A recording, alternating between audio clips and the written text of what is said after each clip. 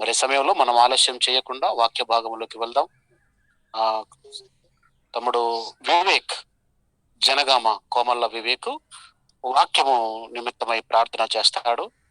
వాక్యాన్ని మనకు అందించడానికి దైవ సేవకులు, inspirational and motivational trainer and speaker సహోదరులు శ్రీనివాస్ గారు మన మధ్యలో ఉన్నారు. వివేక్ ఈ సమయంలో వాక్యము నిమిత్తము ప్రార్థన చేయవలసిందిగా కోరుచున్నాను. వందనాలను ప్రార్థన చేసుకున్నామండి. పరలోకమందున్న మా కన్న తండ్రి, నీ ఉన్నత ఘనమైన శ్రేష్టమైన నామానికి వేలాది కృతజ్ఞతాస్తుతులు చెల్లించుకుంటున్నాం తండ్రి. మరి జరుగుతున్న తండ్రి ఈ యూత్ మీటింగ్ ని బట్టి నీకు వేలాది కృతజ్ఞతాస్తుతులు చెల్లించుకుంటున్నాం తండ్రి. మరి ఎవరికి తండ్రి ఎటువంటి తండ్రి మరి ఇబ్బందులు కలగకుండా తండ్రి మీరే చూడమని ప్రాధాయపడుతున్నాం తండ్రి. మరి ఇప్పుడు వాక్యాన్ని అందించబోతున్న నీ దాసులకు తండ్రి నీ పరిశుద్ధాత్మ సహాయాన్ని అందజేయమని ప్రాధాయపడుతున్నాం తండ్రి. వినబోచిన వారికి తండ్రి ఎటువంటి తండ్రి మరి ఇబ్బందులు కలగకుండా తండ్రి మీరే చూడమని ప్రాధాయపడుతున్నాం తండ్రి. వినబోచిన వాక్యాన్ని తండ్రి విని విడిచిపెట్టి వారమై ఉండకుండా దాని అనుసారంగా జీవించగల భాగ్యాన్ని అట్టి ధన్యతను ప్రతి ఒక్కరికి అనుగ్రహించమని ప్రాధాయపడుతున్నాం తండ్రి. చెప్పబోతున్న మీ దాసులకు నీ పరిశుద్ధాత్మ సహాయాన్ని అందించమని ప్రాధాయపడుతూ జరిపిస్తున్న తండ్రి మీ కుమారులకు నీ మెండైన దీవెలను అనుగ్రహించమని ప్రాధాయపడుతూ ఈ మీటింగ్స్ వల్ల తండ్రి మాకు దీవెనకరంగా మీకు మహిమకరంగా జరిపించమని ప్రాధాయపడుతూ నన్ను నేను తగ్గించుకుంటూ నేను నామాన్ని మహిమపరుస్తూ ఈ చిన్ని ప్రార్థన యేసుక్రీస్తు నామంలో అడిగి వేడుకుంటున్నాం మా ప్రియ పరలోకపు తండ్రి. ఆమేన్. ప్రార్థించిన కుమారుడు వివేక్ క్రీస్తు నామంలో వందనాలు చెల్లిస్తూ మరి ఆలస్యం చేయకుండా మీరందరూ సిద్ధంగా ఉన్నట్లయితే మరి నోట్స్, బైబిల్, పెన్ డిస్టర్బెన్స్ లేకుండా చక్కగా మీరు ఒక గదిలో కూర్చున్నట్లయితే మన జీవితానికి అవసరమైన అమూల్యమైనటువంటి సందేశాన్ని మనతో పంచుకోవడానికి పరిశుద్ధాత్మ ప్రేరణతో మనతో మాట్లాడడానికి దైవజనులు సిద్ధంగా ఉన్నారు. కాబట్టి ఈ సమయంలో ఈ యొక్క సమయాన్ని శ్రీనివాస్ సహోదరులకు అప్పగిస్తున్నాను. సమయాన్ని ఈ సమయంలో దేవుని వాక్యాన్ని మనకు అందించవలసిందిగా బ్రదర్ ఆర్ శ్రీనివాస్ గారికి ఆహ్వానిస్తున్నాను. వందనాలు తమ్ముడు. అది షేర్ ఆప్షన్ ఇస్తే అడ్మిట్ వస్తూ ఉంటాయి తమ్ముడు. అడ్మిట్స్ ఉన్నాయి కదా, నాకు కొంచెం ఒక్కసారి షేర్ ఆప్షన్ చూడండి, ట్రై చేయండి. అంటే అడ్మిట్స్ అనేటివి ఇవ్వాల్సి ఉంటుంది తమ్ముడు, అందుకని. అవునా, ఓకే. కొన్ని స్లైడ్స్ అందుకని ఇప్పుడు జాయినింగ్స్ వస్తాయి. ఓకే, స్లైడ్స్ ఉన్నాయా? వాట్సాప్లో పెట్టగలవా నాకు? వాట్సాప్లో లింక్ పెడతాను, ఒక సాంగ్ ఉంటుంది. నేను సరే ఓకేలే, ఓకే. ప్రార్థించుకుందాం. వేరే వాళ్ళు కూడా కొంతమంది జాయిన్ అవుతారు, వాళ్ళకు కూడా ఇవ్వండి అన్న. అదే 45 మెంబర్స్ ఉన్నారు, ఇంకా 45 మెంబర్స్ వరకు వస్తారు. నీకు అడ్మిట్ ఇవ్వడం పాసిబుల్ అవుతుందని అంటే ఇచ్చేస్తాను. నాకు షేర్ ఆప్షన్ ఇవ్వండి. షేర్ ఆప్షన్ ఇస్తే కొంచెం షేర్ ఆప్షన్ అది నాకు ఐడియా లేదు తమ్ముడు. సరే ఓకే, మీకు పెడతాను, సాంగ్ పెడతాను, అది ప్లే చేయాలి. ఓకే, ప్రార్థించుకుందామండి. పరిశుద్ధుడా, ప్రేమ నమ్మకం కలిగిన మా కన్న తండ్రి, మరొకసారి మీ ఘనమైన శ్రేష్టమైన నామానికి, దివ్యమైనటువంటి మీ నామానికి, మీరిచ్చినటువంటి ఈ శ్రేష్టమైన ఈ యొక్క సమయాన్ని బట్టి, ఈ క్షణాలను బట్టి మీకు వేలాది స్తుతులు స్తోత్రాలు సమర్పిస్తున్నాం నాయనా. అనాది సంకల్పంలో ముడిపడినటువంటి మా బ్రతుకులు, మా జీవనం ఇప్పటి వరకు నీ కృప చొప్పున బ్రతకనిస్తూ బ్రతుకుని ఇంకా ముందుకు నడిపిస్తున్న దేవా, ఏ విధంగా అయితే మీరు ఆశించారో, ఏ విధంగా అయితే ముందుకు వెళ్ళాలని కోరుకున్నారో, ఈ యవ్వన సమాజాన్ని నాయన కట్టడానికి దైవజనులు చేసినటువంటి ఈ యొక్క ప్రణాళికకై మీకు కృతజ్ఞతలు దేవా. మేమందరం కూడా మీ యొక్క వాక్యంలోనికి వెళ్ళబోతుండగా మాకందరికీ కూడా పరిశుద్ధ ఆత్మని యొక్క సహాయాన్ని అనుగ్రహించమని కోరుకుంటున్నాం నాయన. చెప్పనంటున్న నేను, విన్ననంటున్న మీ పిల్లలు వినువారు మాత్రమేయండి. మమ్మల్ని మేము మోసపుచ్చుకునేదిగా కాకుండా విన్న దాని ప్రకారంగా ప్రవర్తించి మా నిత్య నివాసమైన పరలోకాన్ని చేరుటకు తండ్రి మా వంతు కృషిని, మా వంతు ప్రయత్నాన్ని, మా వంతు క్రియలను, మా వంతు కార్యాచరణను నాయన మా వంతు సువార్త భారాన్ని కలిగి ఉండుటకు మీ సహాయ సహకారాలను అర్థిస్తూ బ్రతిమలాడుతూ క్రీస్తు వారి పక్షమున ఈ ప్రార్థన మీకు సమర్పిస్తున్నాము తండ్రి. ఆమెన్.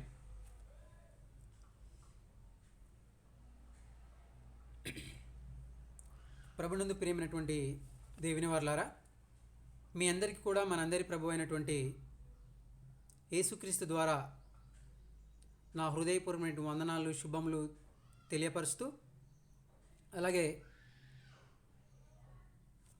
పడిపోతున్నటువంటి కరెక్ట్ వయసులో చేయవలసినటువంటి ఆలోచనలను సమృద్ధిగా మీకు దైవజనుల ద్వారా అందించడానికి ప్రణాళిక పోని రిస్క్ తీసుకొని ఏ విధం చేతనైనా సరే వీళ్ళను దేవుడికి అంటుకట్టాలనే ఉద్దేశంతో ఈ కార్యక్రమాన్ని ఆర్గనైజ్ చేస్తున్నటువంటి దైవజనులు పెద్దలు షేతు గారికి నా హృదయపూర్వకమైన వందనాలు తెలియజేస్తున్నాను. ప్రియమైన దేవుని పిల్లారా, ఇంతటి చక్కటి అవకాశం ఇచ్చినటువంటి దేవదేవుడికి ఆయన కుమారుడైన క్రీస్తు ద్వారా కృతజ్ఞత స్తుతులు స్తోత్రాలు చెల్లిస్తూ, ఇప్పటి వరకు మనం ఎన్నో క్లాసులు విన్నాం, ఎంతో అద్భుతంగా దైవజ్ఞానాన్ని మనం నేర్చుకున్నాం. Very good. కానీ విన్నది విడిచిపెట్టే వారంగా కాకుండా విన్న దాని ప్రకారంగా మనం ప్రవర్తించినప్పుడే మన భవిష్యత్తు ఎలా అయితే మనం కట్టుకోవాలని అనుకుంటున్నామో, ఎలా కట్టాలని దైవజనులు దేవుని ఆత్మ సాయం చేత బోధించారో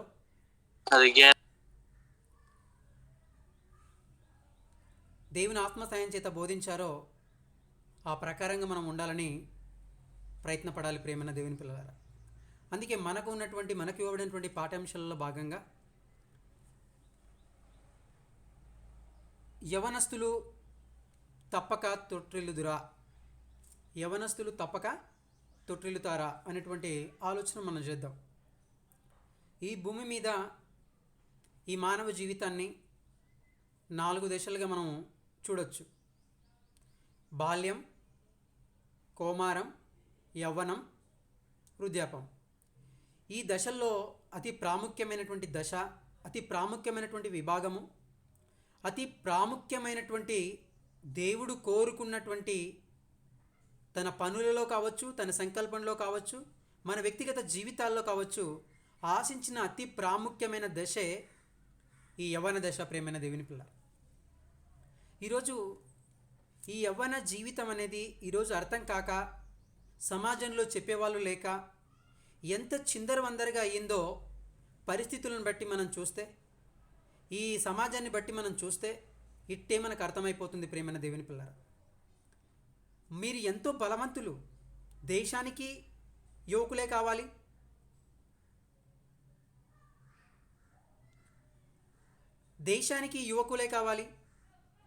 ఒక ఉద్యమాలు చేయాలన్న యువకులే కావాలి, దేవుడికి యువకులే కావాలి, దయ్యానికి యువకులే కావాలి. ఏ పని చేయాలన్నా మెయిన్గా యూత్, యంగ్ పీపుల్ ఎంతో అవసరమైన వాళ్ళు. ఎందుకంటే ప్రియమైన దేవుని వారలారా, మీరు బలవంతులు అంటాడు కదా దేవుడు. యవనస్తులైన మీరు బలవంతులు. ఇలాంటి బలవంతులైనటువంటి వీరికి సరైనటువంటి వేను మనం చూస్ చేసుకోకపోతే, కొంచెం మ్యూట్లో పెట్టండి, ఎక్స్క్యూజ్ మీ.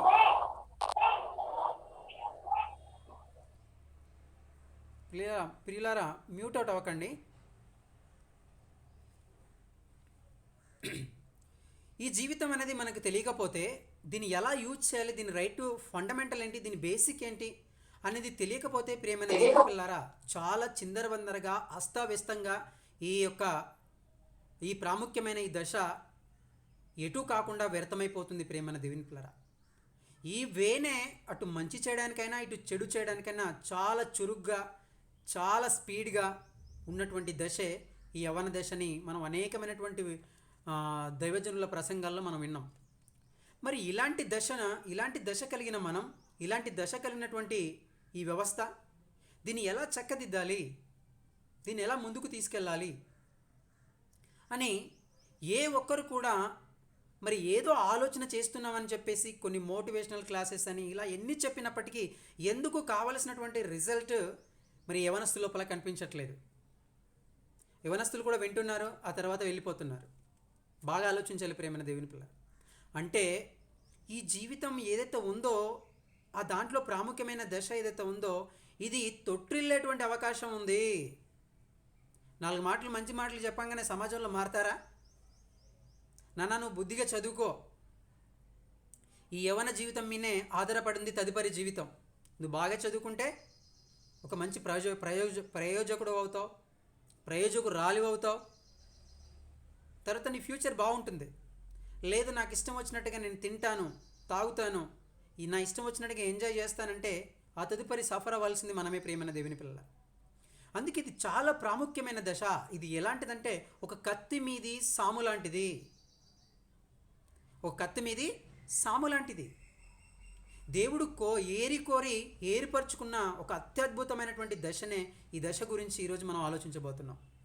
యవనస్తులు తప్పక త్రొట్టిల్లుతారా మరి అని మనం చూడగలిగితే ప్రియమైన దేవుని పిల్లరా, మరి అలాంటి సందర్భాల లోపల ఎలా త్రొట్టిల్లేటువంటి వీరికి ఎలాంటి పాఠాలు చెప్పాలి, ఎలా గాడిన పెట్టాలి వీళ్ళని అని ఈ అంశాల్లోకి మనం వెళ్ళి ఆలోచన చేస్తే, ఈ ప్రపంచంలో ఎవరూ చెప్పనటువంటివి, ఎవరూ చెప్పలేనటువంటిది ఒకే ఒకటి, అది జీవగ్రంథమైనటువంటి బైబిల్ మాత్రమే చెప్పాలి. అది మంచి అయినా సరే, చెడు అయినా సరే, ఏదైనా కానీ మనకి ఈ యొక్క బైబిల్ మాత్రమే చెప్పాలి ప్రియమైన దేవుని పిల్లరా. అది ఏ దిశ గురించి అయినా, ఏ ప్రణాళిక గురించి అయినా, అసలు నువ్వు ఎట్లా బ్రతకాలన్నా, ఎలా చనిపోవాలన్నా, ఎలా నీ జీవితాన్ని చక్కబెట్టుకోవాలన్నా, ఈ తదుపరి అంశాలన్నీ చెప్పేది ఒకే ఒక మాన్యువల్ ఉంది. అది యూనివర్సల్ మాన్యువల్ ఏదైనా ఉంది అంటే ది బైబిల్. దీన్ని చాలామంది మత పుస్తకం అనుకుంటుంటాం, దీన్ని చదవడానికి పక్కన పెట్టేస్తుంటాం. చూడండి అసలు ఈ యవ్వన దశ ఎలా త్రుట్టిల్లుతుందో. చిన్న పిల్లవాడికి నడుస్తున్నప్పుడు చక్కగా అతనికి చెప్పకపోతే కంపల్సరీగా త్రుట్టిల్లేటువంటి అవకాశం ఉంది. అలాగే దేవుడు కూడా ఒక ప్రశ్న వేసి మనల్ని ఆలోచింప చేయాలనుకుంటున్నాడు. ఈ జీవితాన్ని సిట్రైట్ ఒక వేలో, ఒక ప్రాపర్ వేలో పెట్టాలనుకుంటున్నాడు ప్రియమైన దేవుని పిల్లలారా. అందుకే యెషయా గ్రంథము 40వ అధ్యాయము, అందరి బైబిల్ తీయండి. యెషయా గ్రంథము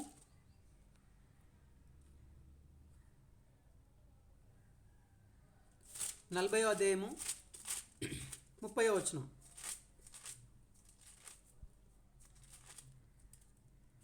యెషయా గ్రంథం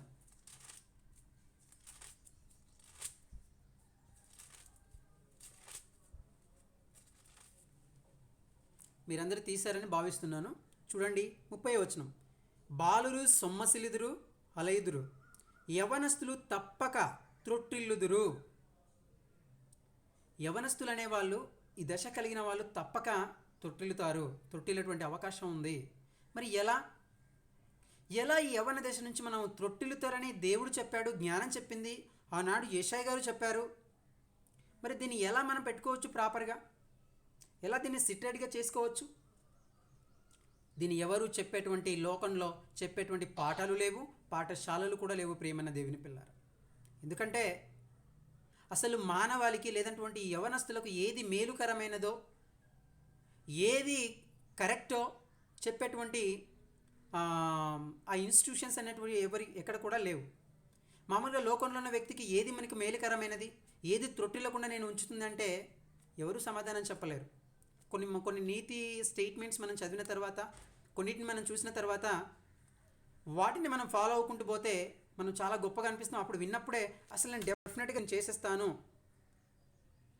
అని మనం అనుకుంటాం ప్రియమైన దేవుని వల్ల.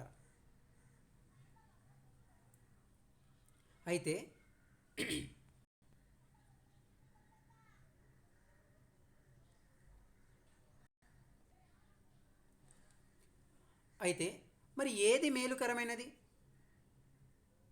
ఏది మనకు మేలుకరమైనది? మరి ఈ లోకంలో మళ్ళీ యవనస్తులు బాగా ఎలా ఉండాలి, అందరికీ ఆకర్షణీయంగా ఒక గొప్ప పేరుతో ఉండాలన్నట్టుగా ఈరోజు మనకు ఎంతోమంది చెప్తా ఉన్నారు.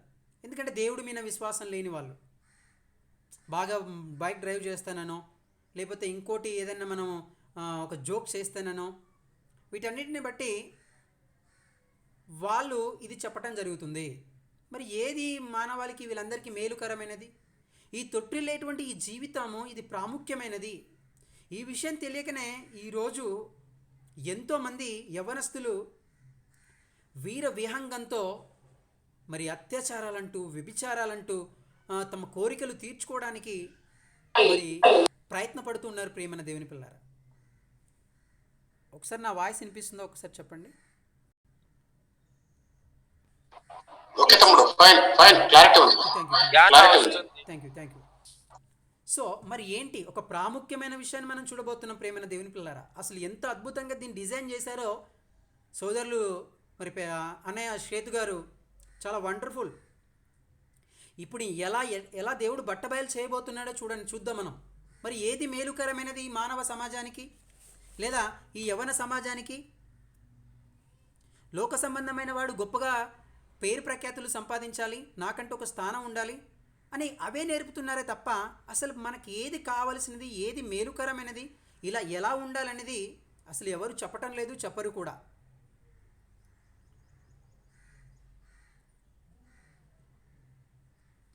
సో ఇప్పటివరకు మన యవ్వన జీవితం ఎలా ఉందో కాస్త పక్కన పెట్టేద్దాం.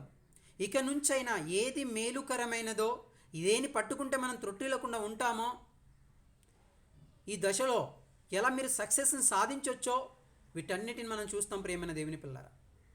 అందుకే కీర్తనల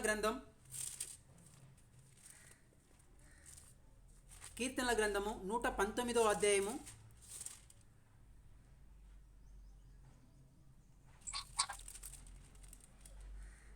what is the beneficial for us, అసలు ఈ యవనస్తులకు ఏది మేలుకరమైనది, ఏది బెనిఫిట్గా చేసేది అని మనం చూడగలిగితే 9వ వచనం, పేజ్ నెంబర్ 515, కీర్తనల గ్రంథము 119వ అధ్యాయము 9వ వచనం. యవనస్తులు దేని చేత తమ నడతను శుద్ధిపరచుకొందురు? క్వశ్చన్. ఇది ఈ వాళ్ళ లోపల ఎంతో యువత దేశానికి శక్తి అంటారు, యువత ఏదైనా సాధించగలదు అంటారు, ఎంతో సత్వ ఉందని మాట్లాడతారు. అలాంటి యువతకు లోకంలో ప్రోత్సాహం లేదు. ఈ విలువైన నిండు జీవితాన్ని ఫలభరితంగా చేసుకోవడానికి ఒక దాన్ని సక్సెస్ సాధించావంటే లోకంలో ఆపర్చునిటీస్ లేవు. కానీ పాడైపోయాడు వాటన్నిటి లేక డ్రింకుకు మొన్న మీరు నాకు షేర్ ఆప్షన్ ఇచ్చింటే బాగుండేది. ఏం చేశాడు, పెట్రోల్కి వెళ్ళి బాత్రూంలోకి వెళ్ళి పెట్రోల్ పోసుకొని తాగి అంటించుకోవడం మనం చూసాం.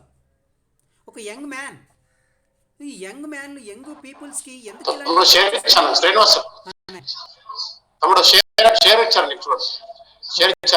ఓకే థ్యాంక్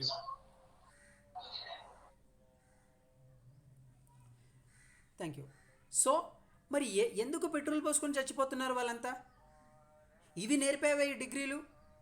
ఎవరు నేర్పరు, ఏ పాఠశాలలు లేవు ప్రియమైన దేవుని పిల్లరా. అసలు యవ్వనస్తులు దేని చేత తన నడతను శుద్ధిపరచుకొందురు? క్యారెక్టర్, యాటిట్యూడ్, ఎక్కడ ఇవన్నీ అన్నీ పాడైపోయాయి, పాడు చేసుకున్నారు.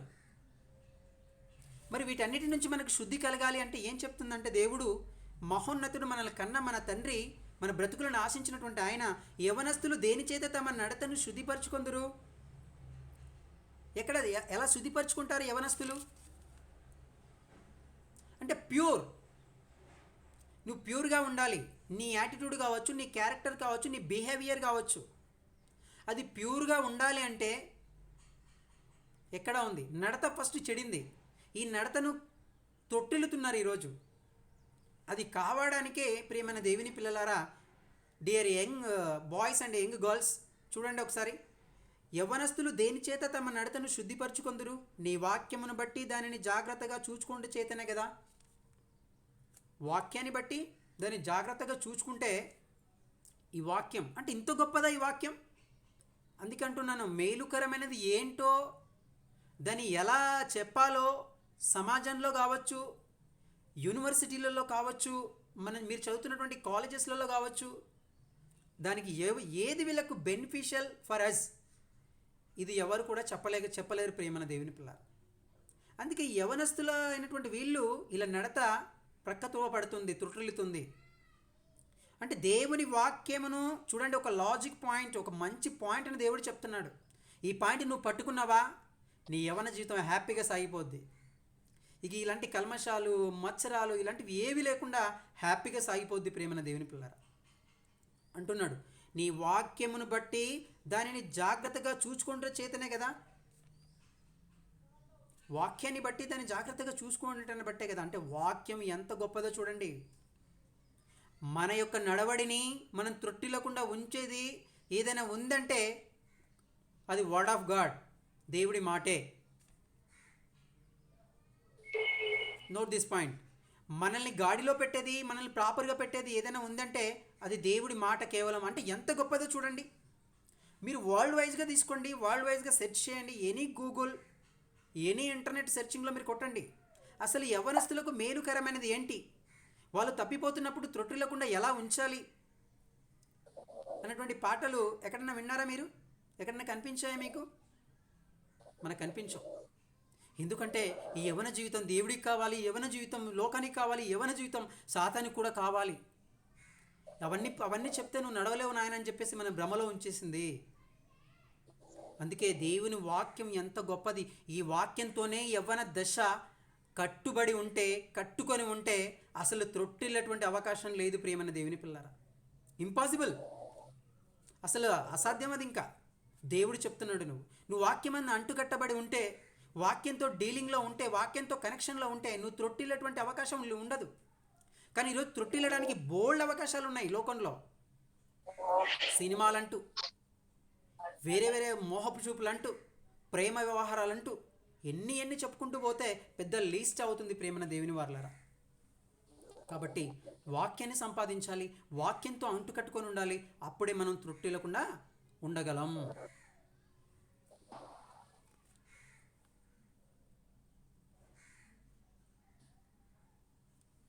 ఇంకోటి 10వ వచనం చూద్దాం. ఇంకా ఎలా ఉండమంటున్నాడు? నా పూర్ణ హృదయముతో నిన్ను వెదికి ఉన్నాను, నా ఆజ్ఞలను విడిచి తిరగనీయకము. దేవుని ఆజ్ఞలేంటో ఈరోజు తెలియదు దేవుని సమాజంలో ఉన్నటువంటి దేవుడి పిల్లలకు, కొంతమందికి యవనస్తులకి. ఆ కమాండ్మెంట్స్ని మనము తప్పిపోతే ఎలాంటి విపత్తులోనికి మనం వెళ్ళిపోతామో తెలియదు.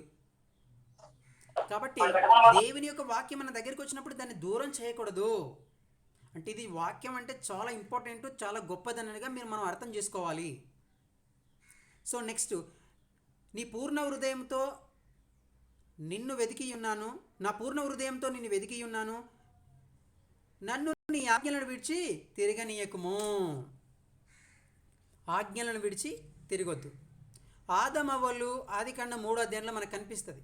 ఆ కమాండ్మెంట్స్ని వాళ్ళు క్రాస్ చేశారు. క్రాస్ చేసిన తర్వాత ఎంత విపత్తులోనికి వెళ్ళిపోయాయి వాళ్ళ జీవితాలు. మన ఆది తల్లిదండ్రులు అంటే ఒక ఆజ్ఞ అతిక్రమం పాపం. ఆ పాపం అంటే ఏంటిది? మత్సరము, కుళ్ళు, కుతంత్రాలు. బాహ్యంగా శరీరంతో చేస్తేనే కాదు, ఆలోచన చేసినా కూడా పాపమే. మరి ఇలాంటి ఈ కమాండ్మెంట్స్ని మనం దాటిపోతే, ఈ ఆజ్ఞలను మనం మితిమీరిపోతే, వీటిని మనం పాటించకపోతే ప్రియమైన దేవుని పిల్లలారా, మన భవిష్యత్తును కోల్పోయేటువంటి అవకాశం ఉంది. నిండు జీవితం, అద్భుతంగా ముందుకు వెళ్ళవలసినటువంటి ప్రయాణం, ఆ తదుపరి కొనసాగించవలసినటువంటి జీవన ప్రయాణాన్ని మధ్యలోనే హరించుకుపోయేటట్టుగా చేసుకునే ప్రమాదం ఉంది. అంటే వాక్యం అనేది మనకి ఇంపార్టెంటు. ఈ వాక్యమే చాలా గొప్పది, అందుకే హృదయంలో పెట్టుకోవాలి. ఒక దావీదు గారు మనకు తెలుసు కదా, ఏమండి? దావీదు గారు తెలుసు కదా, మనందరికీ ఆయన హిస్టరీ మొత్తం తెలుసు. చదువుతున్నప్పుడల్లా కొత్తగా మనకు వస్తుంది. సో దావీదు కూడా గొలియాతును చూసినప్పుడు నేను ఎలా చేయగలను, ఏంటి ఇదంతా ఎలా అని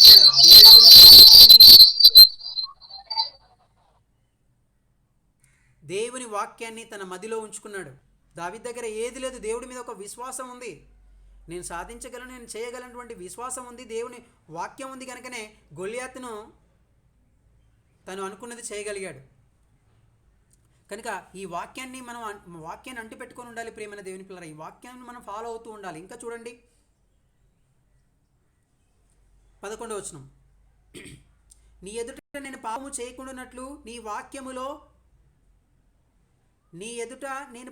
చేయకుండానట్లు నా హృదయములో నీ వాక్యము ఉంచుకొని ఉన్నాను. పాపము చేయకూడదు, ఎలాంటి చెడు చేయకూడదంటే, ఈరోజు చాలామంది చాలా అత్యాచారాలు మనం చూస్తుంటాం కదా.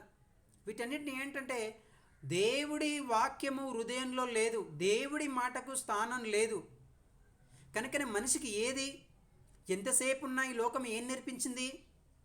బాగా కనిపించాలి, అట్రాక్టివ్గా కనిపించాలి, ఇవి థింకింగ్స్ మాత్రమే వాళ్ళు లెర్నింగ్ అంటే నేర్పించారే తప్ప మరొకటి చేయలేదు ప్రియమైన దేవుని పిల్లలు. కాబట్టి నా హృదయంలో నీ వాక్యము నుంచుకొని ఉన్నాను. యెహోవా నీవే స్తోత్రాడవు, నమ్మదగిన వాడవు, నీ కట్టడలు నాకు బోధించుము. Lord teach me. దేవా నాకు బోధించు, నాకు నీ వాక్యం కావాలి, నువ్వు నేర్పించు, నా త్రోవలను ఎలా వెళ్ళాలో నాకు తెలియట్లేదు. ఇలాంటి వాటిని మనం ముందుకెళ్ళాలి ప్రియమైన దేవుని పిల్లలు. దేవుని వాక్యం హృదయంలో ఉంది కాబట్టే ఒక దావీదు గారు ఎలాంటి అచంచలమైనటువంటి దానికి ఆయన ఒడికట్టాడు, గొలియాతును తుదముట్టించడానికి. ఇంకొక అతను కూడా మనకు కనిపిస్తాడు, యోసేపు గారి గురించి మనం చాలా చాలా వింటాం. సో ఇక ప్రాముఖ్యమైన పాయింట్ చెప్పాలి మీకు. యోసేపు గారి గురించి కూడా మనం వింటాం ప్రియమైన దేవుని పిల్లల. అంటే దేవుడు వాక్యం మన హృదయంలో లేకపోతే ఎంత ప్రమాదం పొంచి ఉందో చూడండి. తొట్టిల్లడానికి అవకాశం ఉంది.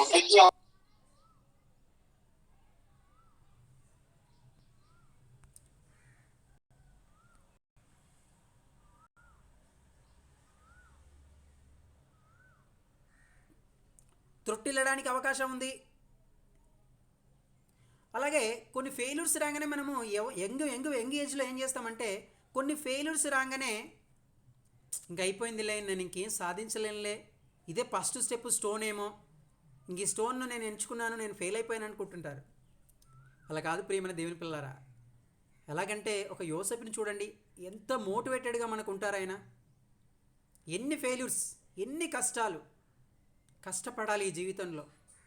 అవమానాలకైనా, అవహేళనలకైనా, అపహాస్యాలకైనా, దేనికైనా మనం ఒకరోజు కష్టపడిన నాడే మరొక రోజు సక్సెస్ని సాధిస్తాం. Failure is the first step of the సక్సెస్కి అనిగా మనం భావించాలి. ఎందుకు ఆయన అన్నీ ఉన్నా కూడా దావీదేమో హృదయంలో వాక్యం ఉంచుకున్నందుకు ఒక రాజు అయ్యాడు. బాగా ఆలోచన చేస్తున్నారా? యంగ్ మ్యాన్ ఒక యోసేపు, ఆయన ఏం చేశాడు? దేవుడి వాక్యం హృదయంలో ఉంది కాబట్టే ఒక కారాగారం అంతటి మీద ఒక ప్రధానమంత్రి అయ్యాడు, ఒక ఆర్థిక శాఖ మంత్రి అందుకుందాం. అంటే చూసారా, ఫెయిల్యూర్ వచ్చినా కానీ నేను 10th మార్క్స్ తక్కువ వచ్చాయి, ఇంకా మనం ఏం చేస్తాం? ఇంకా అయిపోయింది, ఇంతటితో అయిపోయింది అనుకుంటాం ప్రియమైన పిల్లలారా.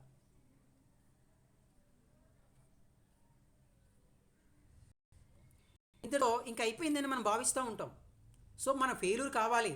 అప్పుడే పాస్ అయిన వాడికి ఏది తెలియదు, డైరెక్ట్ పాస్ అయిన వాడికి ఏది తెలియదు. ఒకసారి ఫెయిల్ అయితేనే మనకు అన్నీ తెలుస్తాయి. This is reality.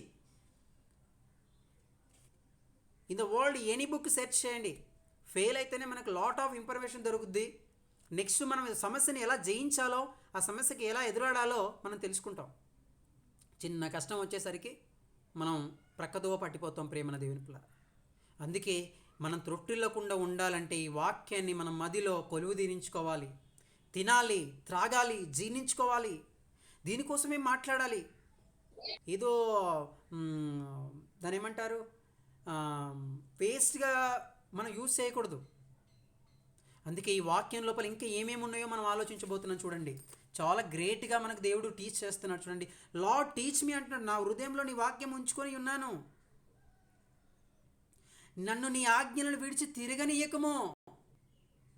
నెక్స్ట్ 12వ వచనం, యెహోవా నీవే స్తోత్రం నందదగిన వాడవు, నీ కట్టడలను నాకు బోధించుము, నీ ఆజ్ఞలు నాకు బోధించుము, నిన్ను నాకు బోధించుము.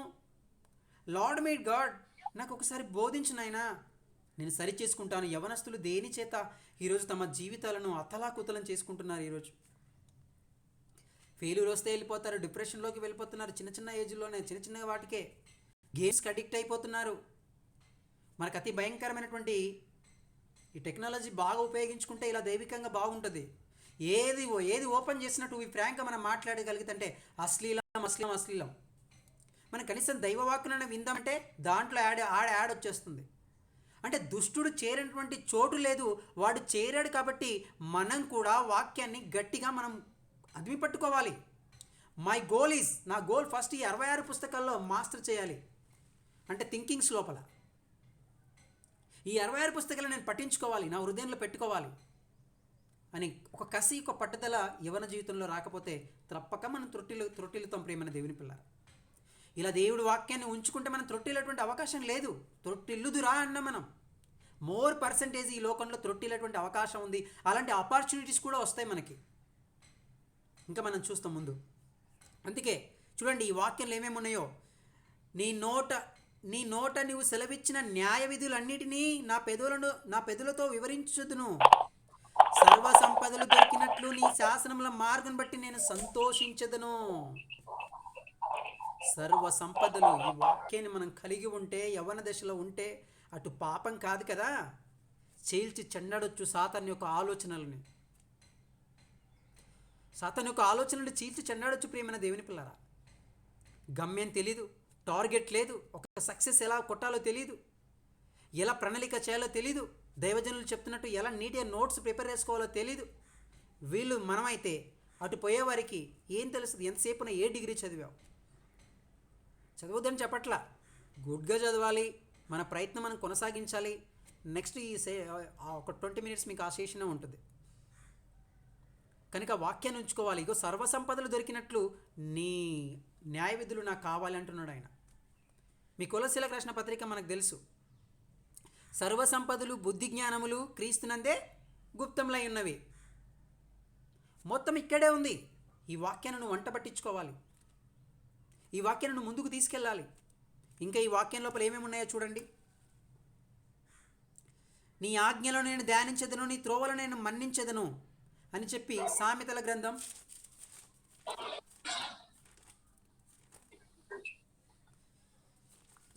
గ్రంథము ఈ వాక్యం కలిగి ఉండటం వల్ల ఎలాంటి ప్రయోజనాలు మనకు ఉన్నాయో, ఎలాంటి వాటిని మనము జయించవచ్చో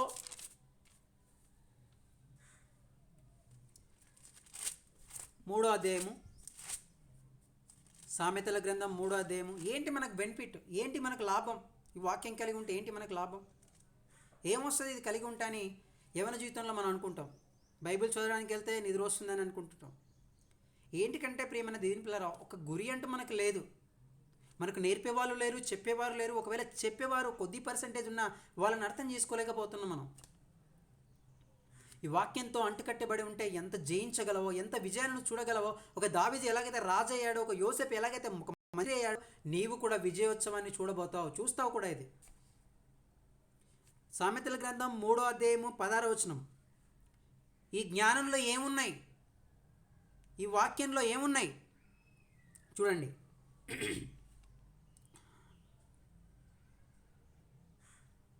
10వ వచనం. దాని కుడి చేతిలో దీర్ఘాయువును, దాని ఎడమ చేతిలో ఘనఘనతలున్నవి. ఈ వాక్యాన్ని మనం హృదయంలో పెట్టుకోవాలనుకుంటున్నాం. ఈ వాక్యం మనల్ని శుద్ధి చేస్తుంది అంటున్నాం. ఈ వాక్యం మనల్ని తొట్టిల్లకుండా చేస్తుంది అంటున్నాం. ఓకే, కానీ ఇంకా ఎలాంటి బెనిఫిట్స్ ఉన్నాయో చూడండి. దాని కుడి చేతిలో దీర్ఘాయువును, దాని ఎడమ చేతిలో ఘనఘనతలు ఉన్నాయి. దీర్ఘాయువు ఉంది.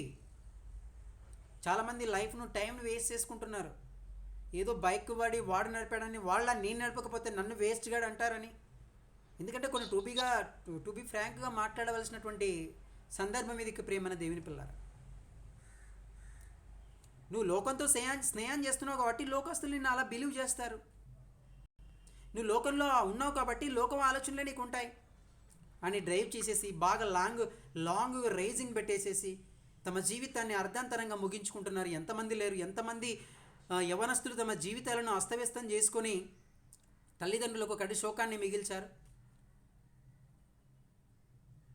చాలా జాగ్రత్తగా ఈ జీవితాన్ని మలుచుకోవాలి. ఒక అమ్మ నాన్న ఎంత కష్టపడతారు మనకి, వాళ్ళకి ఇవ్వడానికి దేవుడు ఎంత కష్టపడి ఉండొచ్చు. అందుకే ఒక దీర్ఘాయువు ఉంది దీని లోపల. అబ్బా ఎంత వండర్ఫుల్, దీర్ఘాయుష్మాన్ భవాని దీవించుకోవాలని కోరుకుంటాం కదా. కానీ ఇక్కడే ఉంది ప్రేమైన దేవుని పిల్లలు. ఈ వాక్యంలో అంత శక్తి ఉంది, అంత పవర్ ఉంది. అందుకే ఎక్కడో పుట్టిన బెత్లెహేంలో పుట్టినటువంటి ఈ పవర్, ఈ జీసస్ క్రైస్ట్, ఈ పవర్ ఇక్కడి వరకు వచ్చి నన్ను ఇంత ఆలోచింపజేస్తుందంటే ఇది చాలా గ్రేట్ కదా. కుడి చేతిలో దాని చేతిలో అవి ఉన్నాయి, ధనఘనతలు ఉన్నాయి. దాన్ని చూడండి ఇంకా. దాని మార్గములు రమ్య మార్గములు, దాని త్రోవలనియు క్షేమకరములు, దానిని అవలింపు వారికి అది జీవ వృక్షము, దాన్ని పట్టుకొని వారందరూ ధన్యులు. ఎవరు ధన్యులు చెప్పండి? ఎవరు గొప్పవారు చెప్పండి? వాక్యం అంటే నిద్ర వస్తుంది అంటాం, వాక్యం అంటే ఈరోజు క్రికెట్ మ్యాచ్ ఉందంటాం, ఈరోజు బెట్టింగ్ పెట్టానంటాం. చూసావా, మనల్ని దెబ్బతీయడానికి ఎన్నో ప్రయత్నాలు లోకంలో జరుగుతాయి. ప్రేమైన దేవుని పిల్లరా, ముందుగా మలుసుకోవాలి. ఫస్ట్ ప్రయారిటీ దేవునికి ఇవ్వాలి. అసలు ఎట్లా దావీదు గారు ఎలా ప్రయారిటీ ఇచ్చారో మనం చూస్తే ప్రేమైన దేవుని పిల్లరా ఆశ్చర్యపోతాం మనం. దేవుని కోసం కలబడతాడు, దేవుని కోసం నిలబడతాడు, అంత బాగుంటాడు ఆయన. తన అన్నదమ్ములు దావీదు గారిని ఏం చేస్తారంటే, నీవెందుకు వచ్చావు గొర్రెలు కాచుకునేవాడివి అని అన్నప్పుడు, నేను ఏం చేశాను, నేను రాకూడదా అని ఆయన సమాధానం చెప్పినప్పుడు, నేను చేస్తాను అంటే దేవుడిపైన ఆధారపడి ఎలా వెళ్ళిపోతున్నాడో చూడండి. సౌలు గారి సైన్యంలో, సౌలు గారి దగ్గర దావీదు గారి అన్నలు ఉన్నారు. దావీదు గారి తండ్రి ఒక రాజును దేవుడు ఎన్నుకోవాలనుకున్నప్పుడు సమూయేలు గారు చెప్పినప్పుడు ఈ మన దావీదు గారిని చిన్న చూపు చూస్తాడు తండ్రి. అందరిని పిలిపిస్తాడు కానీ దావీదును పిలిపించాడు. దేవుడు ఏం చేస్తాడో తెలుసా? నేను దావీదు వచ్చే వరకు నేను ఇక్కడ ఉంటాను, రమ్మని చెప్పు సౌలు. దావీదుని ఎన్నుకోవటం జరుగుద్ది. అంటే హృదయంలో వాక్యం ఉంది. అందుకే ఇక్కడ కూడా దీన్ని పట్టుకొని వాళ్ళందరూ రమ్య మార్గములు అవన్నీ ఉన్నాయి. మనం త్రొట్టిల్లకుండా ఉండాలంటే ఈ వాక్యమే ఉండాలి. ప్రేమన దేవుని పిల్ల, ఈ వాక్యంతోనే ప్రతినిత్యం అంటుకట్టబడి ఉండాలి. మీ దైవజనులు ఎంతోమంది మిమ్మల్ని కాస్తుంటారు. నన్ను కూడా ఒకరు కాశారు. ఎన్నో అవకాశాలు, ఎన్నో పడిపోవడానికి, యవన దశలో వెళ్ళడానికి, త్రొట్టిల్లడానికి క్షణక్షణం ప్రేమన దేవుని పిల్లరా ఎంతో ప్రయత్నాలు జరిగేవి. కానీ పట్టుకొని దేవుని వాక్యాన్ని ముందుకు తీసుకెళ్ళి నేర్పించి, ఎంత కష్టమైనా సరే, లోకంగా ఎంత నష్టపోయినా సరే, ఈరోజు దేవుని వాక్యాన్ని చేతబట్టుకున్నాను కాబట్టే ఈరోజు మీ ముందు దైవవాక్యాన్ని పంచుకునేటువంటి స్థితి ఉంది. మనమందరం కూడా అంతే, మీరందరూ కూడా అంతే. మనకు నేర్పే వాళ్ళు లేకపోతే ఎక్కడో పడిపోతాం మనం, ఎక్కడో వెళ్ళిపోతాం మనం. అందుకే దైవజనుల మాటలు వినండి, పెద్దలు చెప్పిన మాట వినండి. పెద్దలు చాలా కరెక్ట్ చెప్తారు. అనవసరమైన వాటికి మీరు వెళ్ళకండి ప్రేమన దేవుని పిల్లారా.